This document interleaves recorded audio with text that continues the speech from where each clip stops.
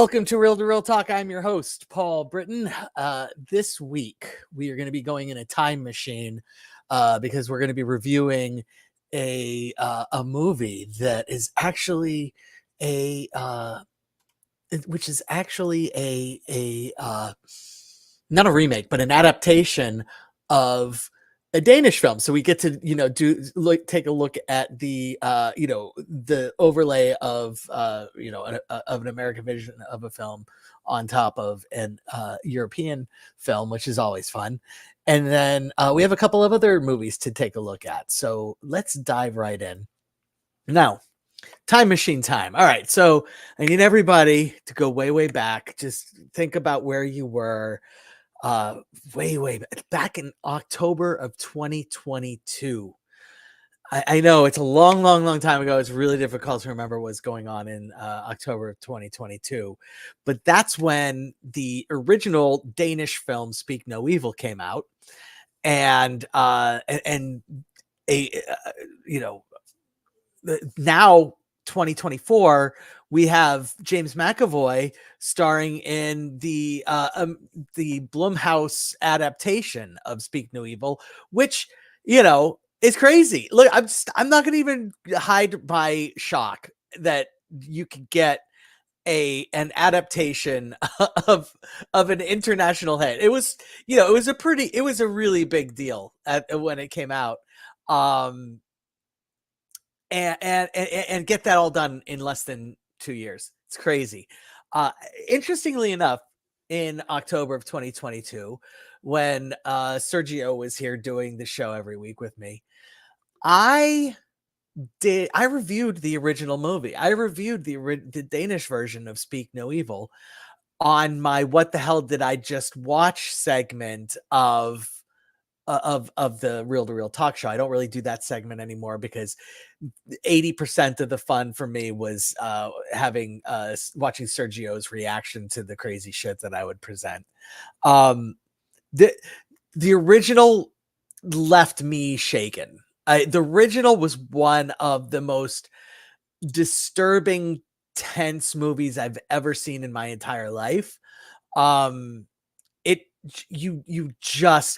It's jaw-dropping. I can't fucking believe this is going on. So the original version was a Danish family, mom, dad, daughter, meet a Dutch family, mom, dad, son, while on vacation in Italy. They get back to their homes, and the Dutch family invites the Danish family to come to Holland and on a vacation, visit them at their home, visit and come on a vacation to their place. And they hem and haw and say, all right, let's do it. So they go and do it, and uncomfortable what is going on-ness ensues. And the American version is an American family, father, mom, dad, daughter, meet a British, half Irish with a family with a son on vacation in Italy. And the American family actually lives in London at the time. The British family is living in sort of like the rural lands and way on the peninsula out in Western England, and says, hey, come on out for a vacation. You're in between jobs. That's one of the things that's going on with the American dad. Come on out. And the key big difference between the two movies is the original, the primary premise is just, we're gonna fuck with your head. And in this movie, the premise is really searching to establish the conceit of toxic masculinity. It's so blatant and obvious, and James McAvoy plays the Irish dude father of the family who and just is super unsettling and all along is when they're on vacation in Ireland or in Italy, he's over the top and it's super uncomfortable, but in a slightly sometimes lighthearted way. The over the top is really the key. It's a family on vacation over the top, which is a different thing than family at home uncomfortable and over the top. And it's so the uncomfortable feeling that is pressed upon you in the two movies is very different because from the McAvoy standpoint, he's so just dialed to 11 the entire movie. And so and there are segments of it that are so like, okay, he's so over the top, it's funny, and but then there are times when he's over the top, it's not funny at all.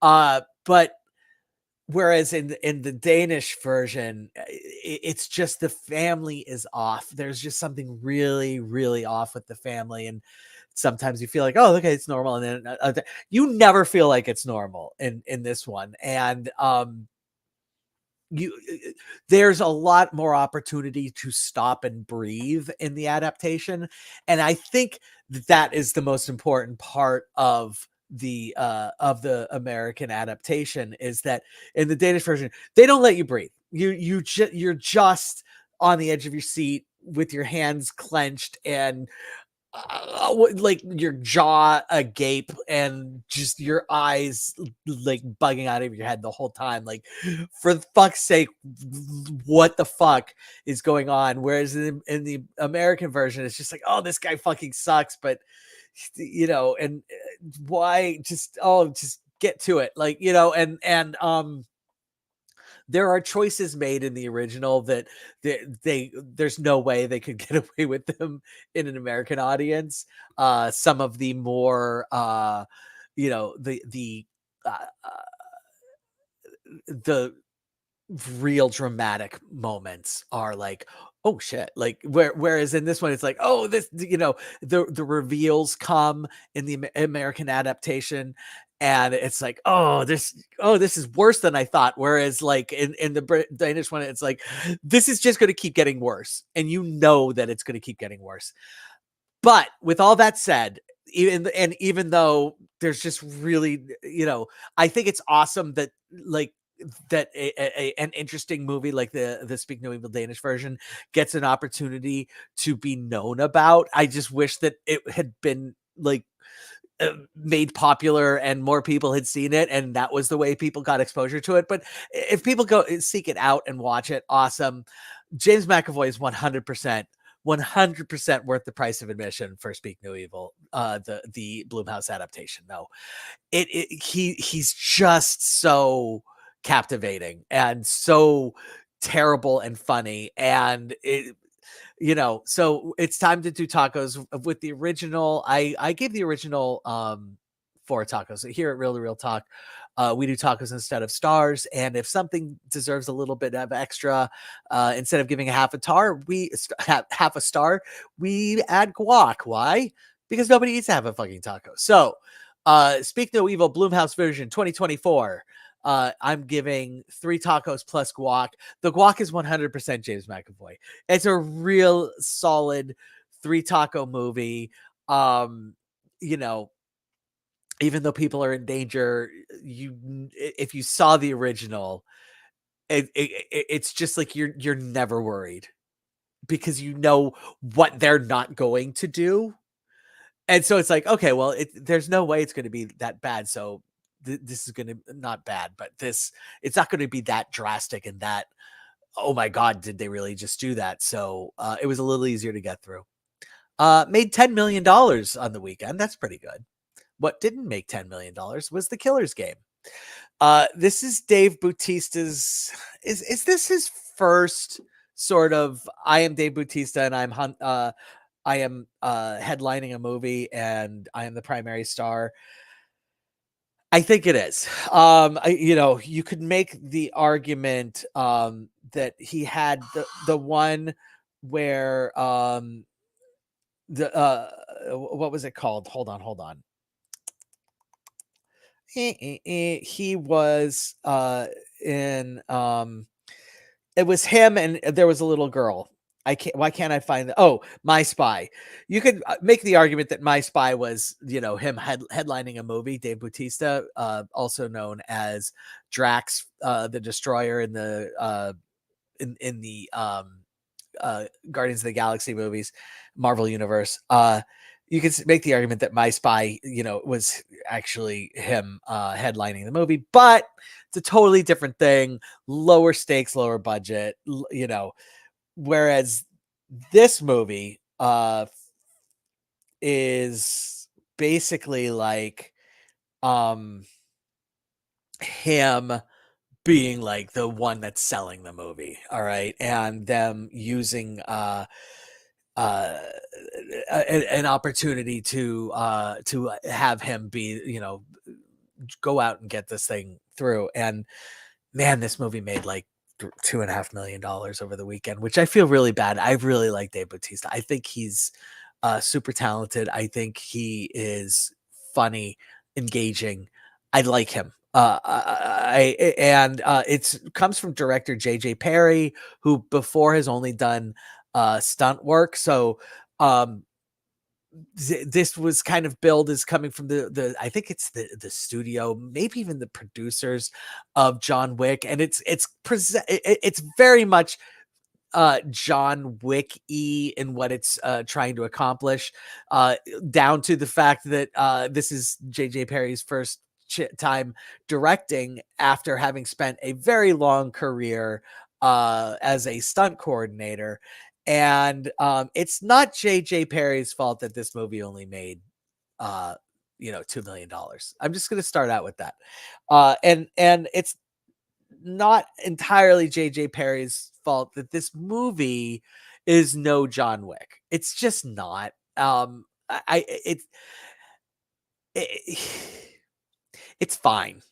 This is a perfectly fine movie that I was entertained while watching, and then when it was over, I was just like, okay, time to go home.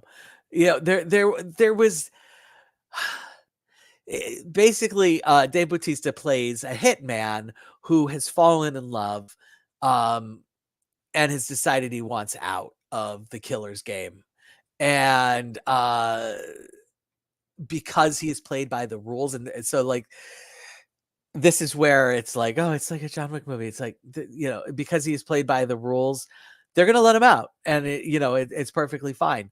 But except that he finds out that he has a rare congenitive or degrading brain disorder of some kind. And he's going to be dead in 3 months. So he decides to take a hit out on himself.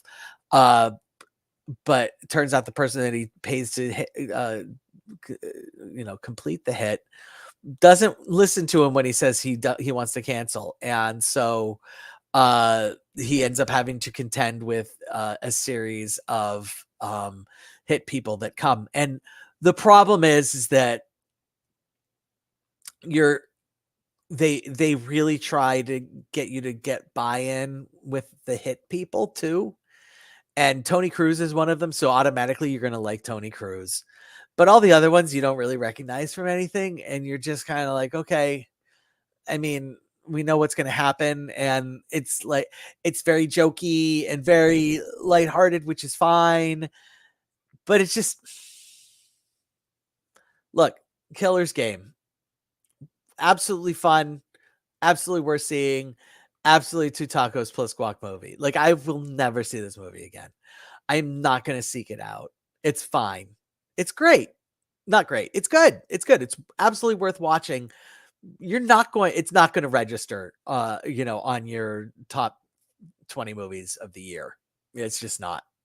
The next movie, the final movie I'm going to review, is something that was out in theaters, very limited release, earlier this year. And it was just released on Shudder, streaming on Shudder, and it's called In a Violent Nature. And this was a small little indie Canadian film that made like $4 million when it it came out to theaters. It was only available for a week, so I couldn't tell you exactly what was going on the week that it came out that I missed it, but I know that I saw it was in theaters, like, "Oh, I wanna see that. I'm not gonna be able to this week, so I'll have to go next week," and then when I went to check on it the next week, it was gone already. And like, there are enough theaters out there. We don't need Beetlejuice in half of a 20 screen thing all at all times. We can let these tiny little movies, stay in theaters for like 2 or 3 weeks, let people find them. Anyway, but it came to Shudder, and I was like, yes, and I want to watch it. And I watched it. I was like, yes, I'm going to review it. Why? It's fantastic. Awesome little indie horror flick. Um, it's a slasher flick, which I'm usually not into, but this is the slasher flick almost entirely from the point of view of the slasher, and it's sort of like a Jason Voorhees type of situation where, um, he doesn't talk, just large, brooding, undead creature that goes after people, and is brought. At the start of the movie, he's unwittingly brought awakened by some campers by because where he is buried there, his mother's necklace it sits on top of his tomb in essence, or his gravestone in essence. It's not really a gravestone, but what acts as his gravestone. And they take one of them takes the necklace to give to his girlfriend, and that starts the pursuit, and so it's the entire movie is just about the pursuit and the kills along the way. Fascinating. Just really, really well done. Excellent, excellent movie. I cannot possibly recommend this movie enough. If you love the genre, 100% you have to see this movie. Even if you don't care for the genre, but you have a willingness to sit down and watch exceptional horror in a violent nature is exceptional horror. Just fantastic. I'm slapping 4 tacos on this one. Really good. Please go see it. Or don't go see it because it's not playing in theaters, but check it out on Shudder. If you have AMC Plus, you have Shudder. That's it. That's all I got for you today. We'll be back next week. We got a couple more I've got a movie I'm going to go see in the theaters. It's going to be interesting. Demi Moore's back, everybody. So I will definitely be in theaters to catch that. Hope to see you again next week. Thanks for stopping by. Yeah, go to the theaters. If you haven't seen Beetlejuice